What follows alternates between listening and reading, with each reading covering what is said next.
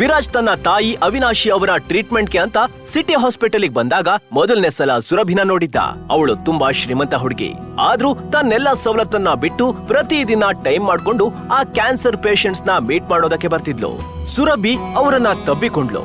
ಆಗ ಎಲ್ಲಾ ಪೇಷಂಟ್ಗಳು ಕೂಡ ತಮ್ಮ ಪ್ರೀತಿ ಮತ್ತು ಆಶೀರ್ವಾದ ನೀಡ್ತಾ ಇದ್ರು. ಇದನ್ನ ನೋಡಿದ ವಿರಾಜ್ಗೆ ಸುರಭಿನ ನೋಡಿ ತುಂಬಾ ಇಷ್ಟ ಆಯ್ತು.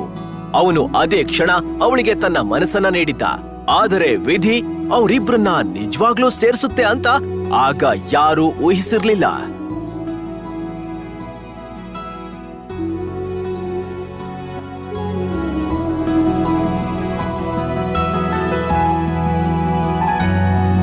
ಸರ್ಕಾರಿ ಟೆಂಡರ್ಗಳಿಂದ ವಂಚಿತರಾದ ರಾವ್ ಗ್ರೂಪ್ಗೆ ದೊಡ್ಡ ಆಘಾತ. ವೆಂಟಿಲೇಟರ್ ಮೇಲೆ ನಡೀತಿರೋ ಈ ರಾವ್ ಗ್ರೂಪ್ಗೆ 2,000 ಕೋಟಿ ಟೆಂಡರ್ ಮೇಲೆ ಬಹಳಷ್ಟು ಭರವಸೆ ಇತ್ತು.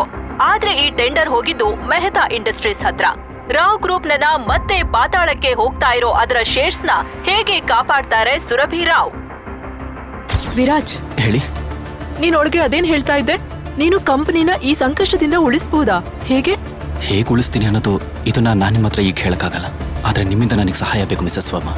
ಕಂಪನಿಯ ಕೆಲವೊಂದು ಡೀಟೇಲ್ಸ್ ಬೇಕಾಗಿದೆ. ಯಾವ ತರ ಡೀಟೇಲ್ಸ್? ನಂಗೆ ಶೇರ್ ಹೋಲ್ಡರ್ಸ್ನ ಇನ್ವೆಸ್ಟರ್ಸ್ ಲಿಸ್ಟ್ ಬೇಕು. ಹಾಗೆ ಬ್ಯಾಲೆನ್ಸ್ ಶೀಟ್ ಕೂಡ ಒಂದ್ಸಲ ನೋಡ್ಬೇಕು. ಅಜಯ್ ಗ್ರೂಪ್ ರಾವ್ ಗ್ರೂಪ್ ಜೊತೆ ಮರ್ಜ್ ಅನೌನ್ಸ್ಮೆಂಟ್ ಮಾಡಿದೆ. ಈ ಸುದ್ದಿ ರಾವ್ ಗ್ರೂಪ್ ನ ಪಾತಾಳದಿಂದ ಪರ್ವತದ ತನಕ ತಗೊಂಡು ಹೋಗಿದೆ. ರಾವ್ ಗ್ರೂಪ್ ನ ಶೇರ್ಗಳು ವೇಗವಾಗಿ ಮೇಲಕ್ಕೆ ಹೋಗ್ತಾ ಇದೆ. ರಾವ್ ಗ್ರೂಪ್ ಜಗತ್ತಿನ ಅತ್ಯಂತ ದೊಡ್ಡ ಕಂಪನಿ ಅಜಯ್ ಗ್ರೂಪ್ ಜೊತೆ ಮರ್ಜ್ ಆಗಿದ್ದು ಲಾಭದಾಯಕವಾಗಲಿದೆ ಅಂತ ಕೇಳಿ ಬರ್ತಾ ಇದೆ.